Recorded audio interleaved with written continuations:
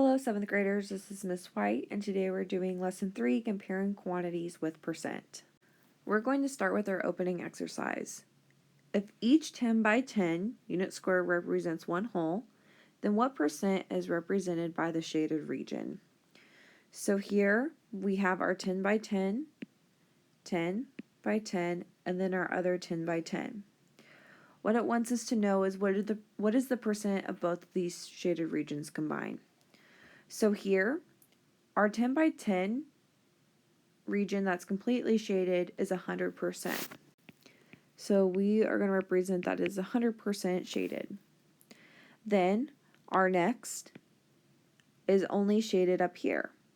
So because we have 100 boxes here, because it's 10 by 10, we need to count how many boxes are shaded. Here, I know that 10 boxes are shaded, 20 boxes are shaded, and 5 boxes are shaded. So that is going to give us a total of 25%.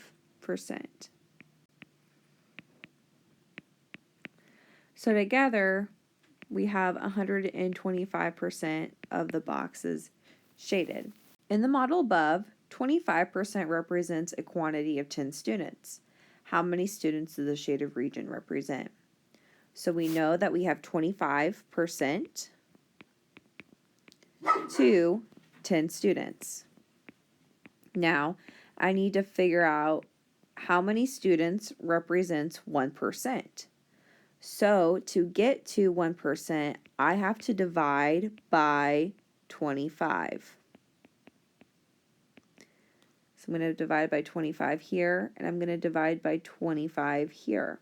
When I have 10 divided by 25, I can simplify this by using 5 as a common factor, and I'm going to get 2/5. So now I know that for every 1%, I have 2/5 of a student. Now we're not going to stop at 1% because we want to know how many students does the shaded region represent. Well, we have to look at our percent of the shaded region, and our percent of the shaded region above is 125. So we want to get to 125%. So going from 1 to 125, we're going to multiply that by 125. And then we're also going to multiply 125 to our 2/5 of a student. So now, when we have 2/5 and we multiply it by 125, we're going to get 250 over 5. And 250 divided by 5 is going to give us 50. So the shaded region represents 50 students.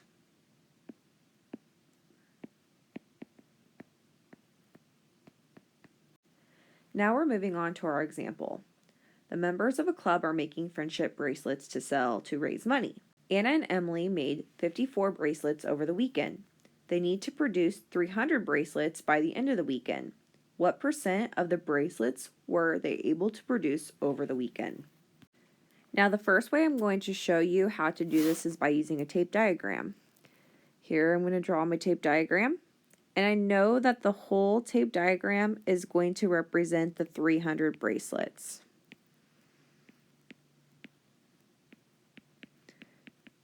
And the 300 bracelets is equal to the 100%.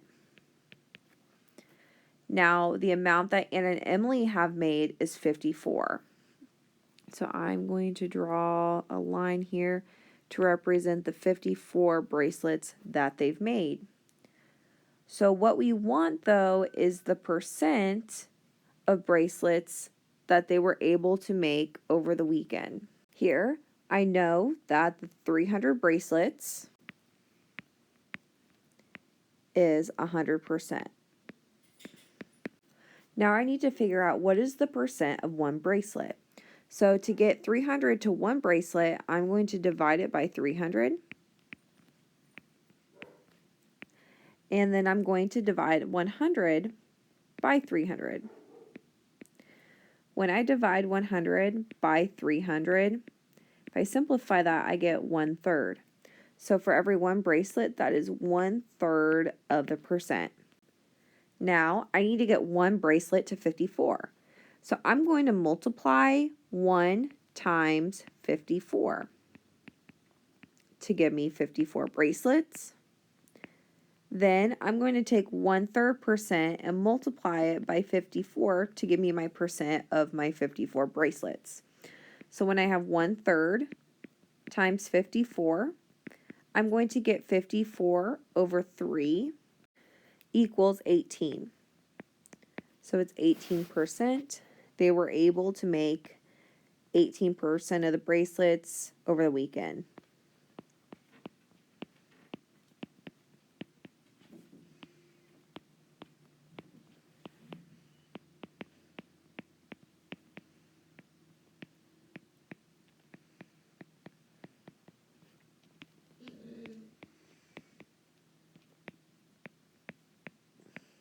All right. Now I'm also going to show you another way to solve for this. It is called using quantity equals percent times whole. Now, we are going to use the quantity here, and our quantity we know is 54. Now, our percent. We don't know what our percent is. That's what we're trying to find out. So we're going to let the variable p represent our percent, which is what we want to solve for. Now, times our whole. Our whole here is 300. So we're going to say p times 300. Another way we could write this is 54 equals 300p. Now, to solve for p, which is our percent, I need to get it by itself. Here I see that it's multiplying by 300. Because this is a multiplication problem, 300p, I'm going to use the multiplicative inverse on both sides. The multiplicative inverse of 300 is 1 over 300. When I have a value times its multiplicative inverse, it is always going to give us 1. So I have 1p left over. And then now I have 54 divided by 300. Go ahead in your calculator and type out 54 divided by 300.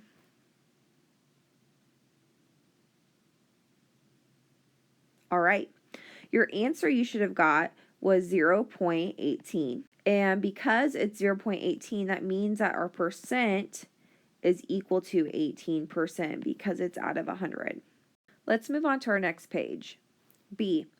Anna produced 32 bracelets of the 54 bracelets produced by Emily and Anna over the weekend.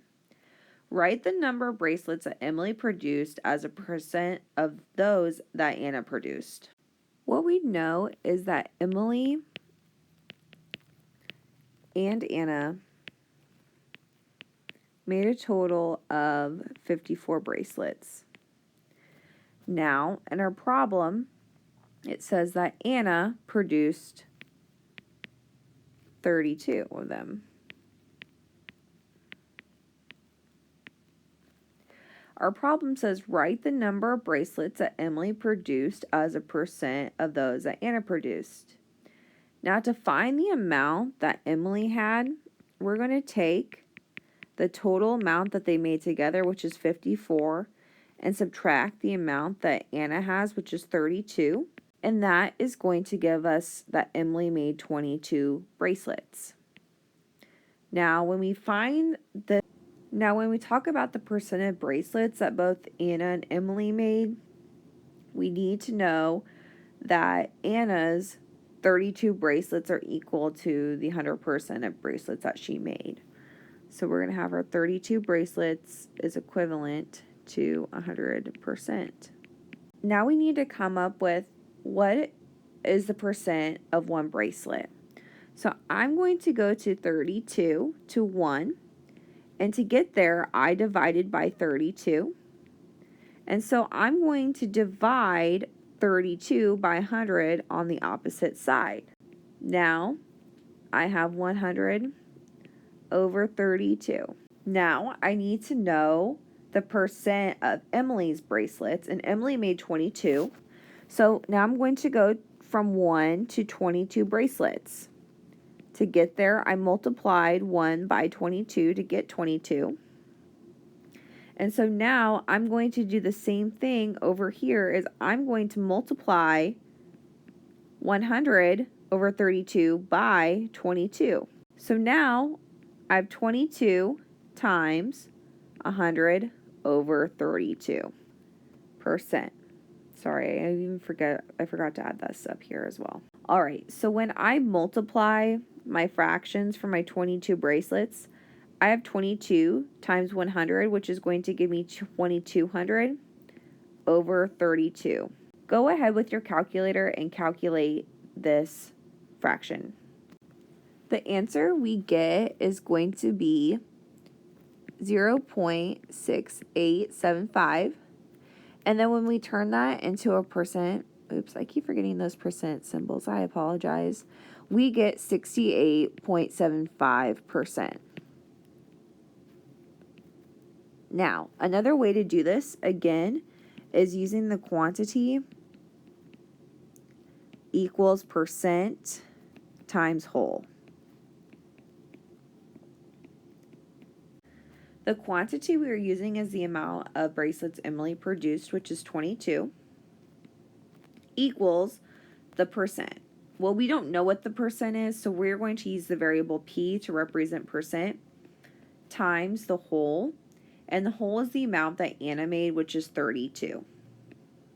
Now let's write this problem in a more formal way. We have 22 equals 32p. Now I need to get p, which is representing percent, by itself. And to do that, I need to factor out 32. So I see that this is a multiplication problem, which means I'm going to use my multiplicative inverse on both sides. My multiplicative inverse of 32 is 1 over 32. Any value times its multiplicative inverse is going to get us 1. So now we have 1p left over. And now I need to calculate 22 divided by 32.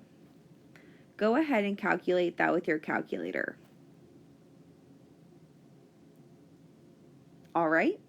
And what you should have got is 0.6875, which means that our percent is going to be 68.75%.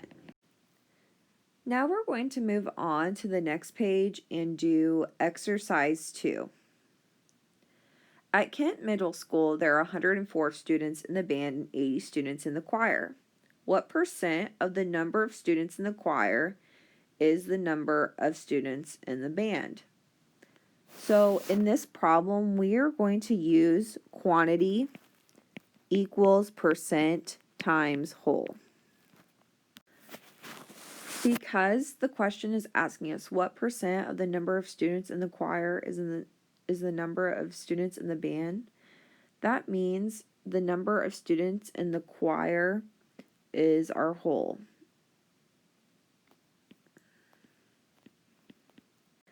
Now let's find our quantity. That is also known as our part. The part we're going to be using is the 104 students in the band. So we're going to have 104 as our quantity equals our percent. Well, our percent is what we are trying to figure out here. So we are going to use p to represent the variable for percent times our whole, and our whole is the students in the choir, which we know is 80. Now, if we want to write this equation more formally, we're going to have 104 equals 80p. Again, to get p by itself, we are going to use the multiplicative inverse of 80, which is 1 over 80. And what we do to one side, we do to the other. Now, any value times its multiplicative inverse is going to give us 1. So now we have 1p, which you could also write just as p, equals 104 divided by 80. Go ahead with your calculator and divide 104 by 80.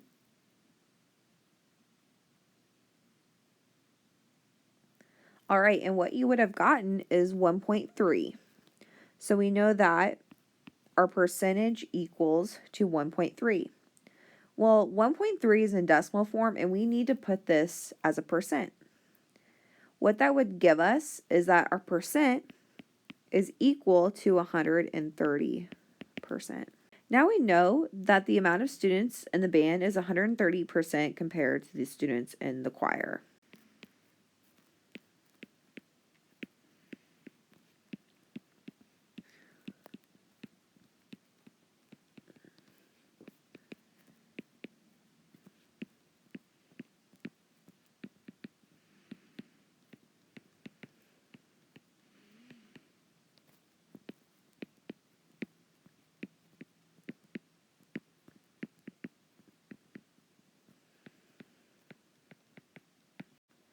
Now let's move on to number 3.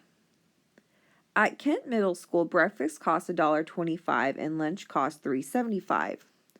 What percent of the cost of lunch is the cost of breakfast?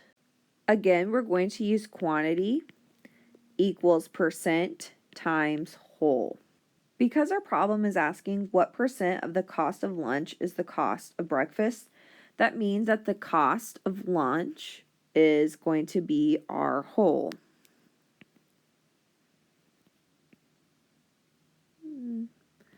Not sure to write it. We'll just write it right there. And then our part is going to be, our quantity is the cost of our breakfast, which is $1.25. So now we're going to have $1.25 as our quantity equals our percent, which we are trying to figure out, that is our unknown, times our lunch, which is our whole, and that's $3.75. Again, if we are going to write this equation more formally, we are going to have 3.75p. Now, to find the percent, I'm going to need to ask myself, what kind of equation is this? Well, here, this is a multiplication problem. So I need to use the multiplicative inverse of 3.75, which that's going to be 1 over 3.75. Any value times its multiplicative inverse is always going to give us 1. So now we're left with 1p. And over here we have 125 divided by 375. Go ahead and with your calculator solve this division problem. All right, so in your calculator we would have gotten 0.3333 repeating, right? Well, when it's repeating, remember, we have to use that line across the top to represent that it is a repeating decimal. So that is our percent. Now we need to write this in the form as a percent. And because we have 33 repeating, we can write this as 33.33%. Now we know that the cost of breakfast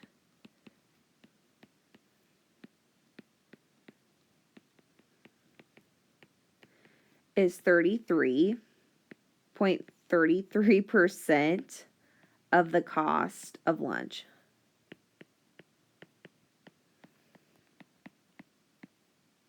All right, now our lesson summary.